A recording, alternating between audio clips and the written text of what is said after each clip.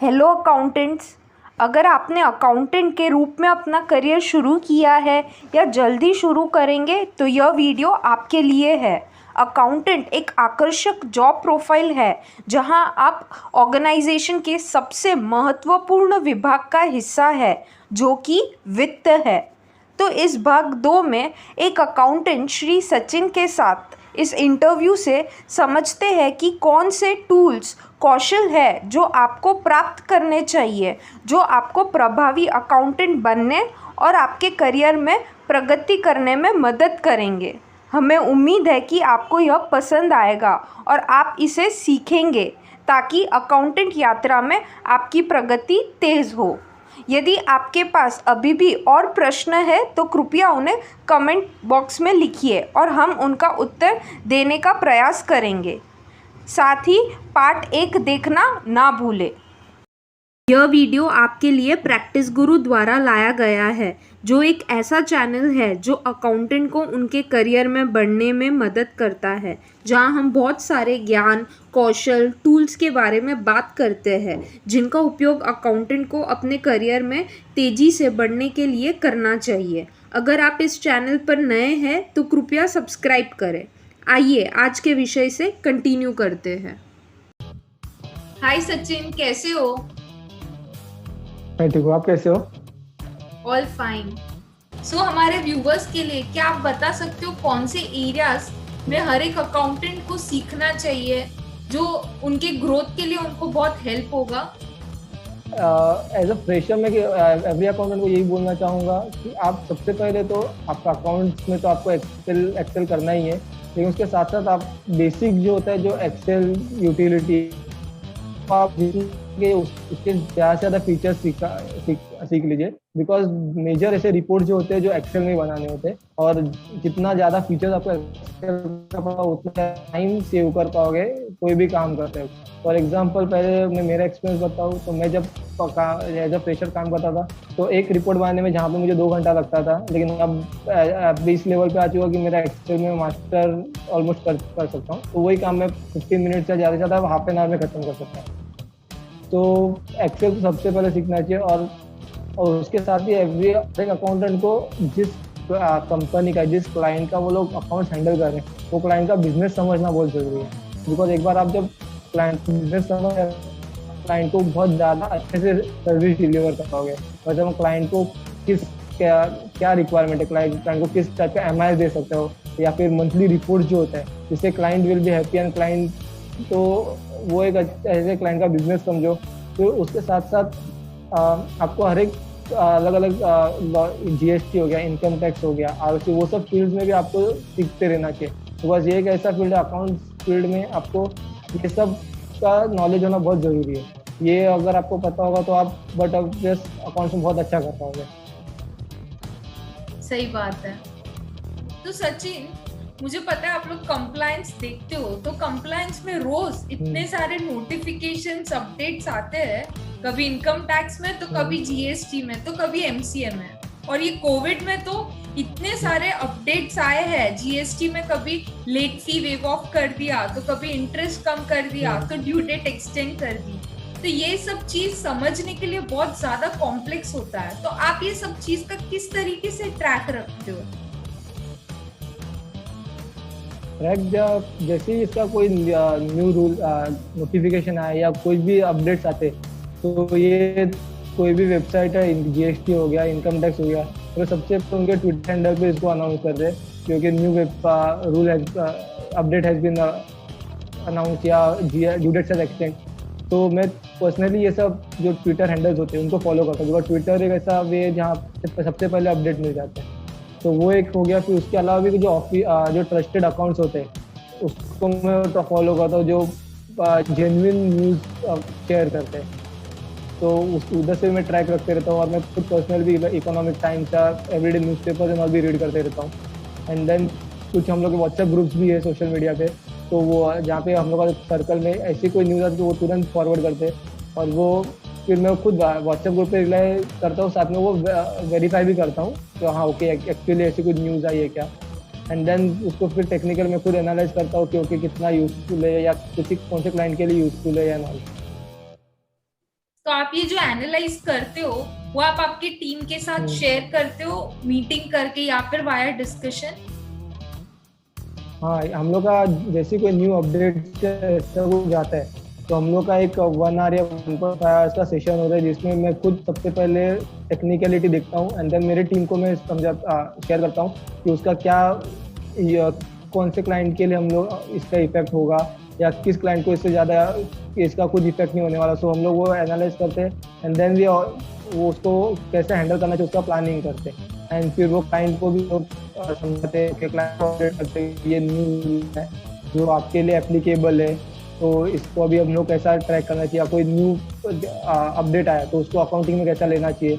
तो वैन वो सब प्लान करके हम लोग क्लाइंट को भी बताते हैं और टीम भी पूरा उसका स्टडी कर लेती है साथ में। बहुत अच्छा है ये चीज, आपके क्लाइंट्स के लिए और आपके एम्प्लॉयज के लिए दोनों में क्लैरिटी रहेगा कि अभी अपडेट्स और नोटिफिकेशन में क्या करना है। राइट। तो सचिन, क्या आप हमारे व्यूअर्स को शेयर कर सकते हो कि आपका एक पूरा डेली रूटीन क्या है? आप डेली कौन से टास्क करते हो? आपका रोल क्या है एक ऑर्गेनाइजेशन में? मैं जिस CFO में काम करता हूँ वहाँ पे सब एक मेजर रूल ऐसा ही है कि आप जब भी आपका डे स्टार्ट करते हो सबसे पहले आपको ऐसा काम खत्म करना है जो जहाँ पे हम लोग किसी को मेल फॉरवर्ड करना है या किसी को डेटा देना है या किसी को अपडेट करना है, किसी से डेटा लेना है, तो हम लोग सबसे पहले वो काम खत्म करते हैं एंड देन वो 1 या 2 आवर्स का वो सेशन खत्म होने के बाद हम लोग हमारा इंडिविजुअल काम स्टार्ट करते हैं सो दैट सामने से जिसको डेटा मंगा है वो डेटा आने में टाइम जाता है। तो हम लोग वो प्रॉपरली मैनेज करते हैं और ऑलरेडी टास्क जो असाइन करने होते हैं तो हम लोग का एक प्रैक्टिस मैनेजमेंट टूल है जो हम लोग यूज़ करते हैं, तो उसमें ऑलरेडी हम टास्क असाइन होते हैं तो हम लोग को वो टास्क असाइन होते हैं तो उसी बेस पे हम लोग का वर्क स्टार्ट करते हैं एंड वो काम चालू करते हैं। एंड मेरा पर्सनल रोल ऐसा है कि मेरे टीम से उसका अपडेट लेते रहना या उनका कुछ क्वेरीज होता है वो सॉल्व करना, क्लाइंट के साथ मीटिंग जाना होता है तो वो अटेंड करने जाना, फिर मेरे सीनियर्स को मुझे रिपोर्ट करना पड़ता है कि पूरे टीम का क्या डेली हम लोग का वीकली अचीवमेंट ऐसा होता है कि वीक में कुछ क्या हम लोग का पूरा वर्क हुआ, व्हाट इज योर की रोल, मतलब क्या आप पूरा वीक में कैसा काम हुआ है या कुछ फ्लॉ आया था क्या काम में, तो वो सब अपडेट करना पड़ता है। एंड फिर कुछ और सजेशन होगा या किसी क्लाइंट के लिए और कुछ अच्छा कर तो वो मुझे सजेशन देना होता है। तो ओवरऑल मुझे हर एक साइड देखना पड़ता है, क्लाइंट हो गया, मेरे टीम हो गए या मेरे बॉस हो गए, तो सब साइड देख के मुझे मेरा वर्क हैंडल करना पड़ता है। बहुत ज़्यादा डिफिकल्ट होता है एक क्लाइंट को भी हैंडल करना, बॉस को भी हैंडल करना, एम्प्लॉय को भी हैंडल करना। तो हमारे व्यूअर्स से, बहुत सारे अकाउंटेंट से हमें ये क्वेश्चन आया है कि वो लोग को राइट मटेरियल नहीं मिलता कोई भी स्टडी करने के लिए, वो राइट मटेरियल कहाँ से ढूंढे? देखिए, राइट मटेरियल देखा जाए तो एक पर्टिकुलर डिपार्टमेंट का जो एक्ट होता है या फिर वहाँ उनका जो अपडेट्स होते हैं तो वही एक सबसे बेस्ट तो वही होता है। लेकिन वो कैसा बेर एक्ट का लैंग्वेज हो गया वो जल्दी समझ में नहीं आता, तो उसको समझने के लिए आपको अलग अलग साइट्स में आर्टिकल्स आते रहते हैं उसके ऊपर। तो आप ऐसा नहीं कि आपने एक साइड का कोई आर्टिकल पढ़ा and you have came up with a decision, मतलब आपने कोई डिसीजन ले लिया। आपको ऐसा नहीं करना है, आपको मिनिमम 3-4 आर्टिकल पढ़ने, फिर सबका मिक्स कर, मतलब सबका समझ के आपको आपका डिसीजन लेना है। एंड उसके अलावा आप यूट्यूब पे कुछ वीडियोस देख सकते हो अगर आपको कोई कंसेप्ट समझ में नहीं आता है, या और जैसे मैंने पहले बोला गूगल पे सर्च करोगे तो आपको अलग अलग जरा वेरियस साइट्स जो ऐसे वो आर्टिकल पब्लिश करती रहती है किसी भी नए कंसेप्ट के ऊपर। तो आप ऐसा 3-4 आर्टिकल पढ़ के यू कैन अंडरस्टैंड, आप समझ सकते हो। Right, I personally prefer YouTube. कोई भी कंसेप्ट स्टडी करने के लिए मैं यूट्यूब ही प्रेफर करती हूँ। हाँ, यूट्यूब भी अब बहुत अच्छा होता है। राइट। सो दूसरा, एज एन अकाउंटेंट आप लोग का पूरा मंथ ड्यू डेट से ही फिल रहता है, तो आप ये पूरा ड्यू डेट को मैनेज करने के लिए क्या स्ट्रैटेजी यूज करते हो या क्या स्ट्रैटेजी आप प्रिपेयर करते हो? हमारे प्लेटफॉर्म में एक थंब रूल ऐसा है कि अगर जो भी गवर्नमेंट का जो भी ड्यू डेट होगा उससे एवरेज 5 डेज पहले का हम लोग का इंटरनल ड्यू डेट होता है। For example GST return filing का डेट होगा 20th ऑफ द मंथ, तो हम लोग का इंटरनल ड्यू डेट होता है 15th का। तो उसको हैंडल करने के लिए हम लोग start of the month he clients को हम लोग इंटीमेट करते थे कि आप डेटा भेज दो, और फिर डेटा लेके हम लोग जितना हो सके उतना जल्दी रिटर्न खत्म फाइल करने का ट्राई करते हैं। बिकॉज जैसे आप एंड मोमेंट पे जाओगे, फॉर एग्जाम्पल आप 19 को 20th को कोई करने जाओगे, तो साइट्स ऐसे इनकम टैक्स हो गया, जीएसटी हो गया, वो क्रैश हो जाते हैं या फिर चलते नहीं है जल्दी। तो वो टाइम पे कैसा वो टाइम भी बहुत कंज्यूम होता है, फाइल साइट लोड हो रहा है, क्लाइंट अगर टाइम पे नहीं कर लो तो interest and all interest late भी वो क्लाइंट को बेयर करना। तो अवॉइड दैट हम लोग ट्राई करते हैं कि 5 दिन पहले पूरा का पूरा काम खत्म करें। लेकिन हाँ, पॉसिबल होता है कि क्लाइंट से डेटा लेट आता है या तो क्लाइंट डेटा जल्दी देता नहीं है तो वो एंड मोमेंट पे जाता है, लेकिन वो भी रेयर केस में हम लोग करते हैं।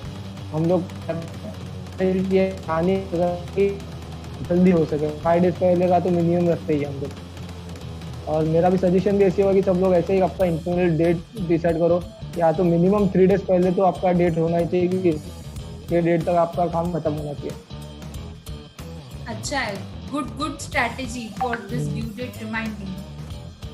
तो आपको पता ही आजकल टेक्नोलॉजी सब जगह चल रहा है, तो टेक्नोलॉजी ने आप लोग का लाइफ कितना इजियर बना दिया है, और कौन से ऐसे टेक्नोलॉजी है जो अकाउंटेंट को यूज करना ही चाहिए, उससे आप लोग का टाइम सेव हो सकता है?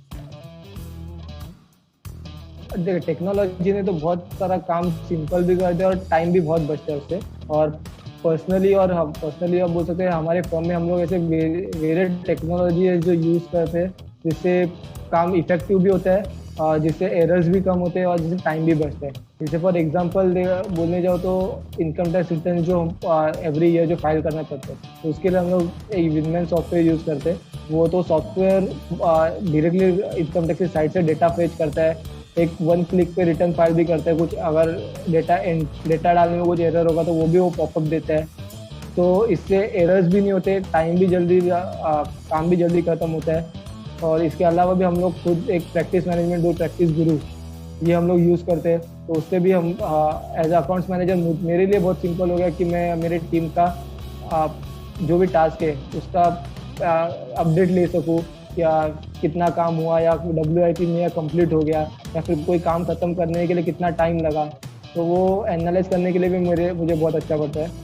फिर उसके अलावा हम लोग ड्रॉपबॉक्स यूज़ करते हैं। ड्रॉपबॉक्स में हम लोग जितने भी क्लाइंट्स हैं हम लोग उसके जो इंपॉर्टेंट डेटाज होते हैं, फाइल्स होते हैं, या अकाउंटिंग का जो डेटा होता है, तो हर एक एम्प्लॉई उसका जो भी वर्क होता है उसके जो इंपॉर्टेंट डॉक्यूमेंट्स थे क्लाइंट के फोल्डर वाइज ड्रॉपबॉक्स में हम लोग अपलोड करते रहते हैं। तो इन केस वो particular employ is on leave या कुछ एनी अदर रीज़न किसी कंपनी का डेटा एक्सेस करना है, तो you can easily go to Dropbox and take files from there.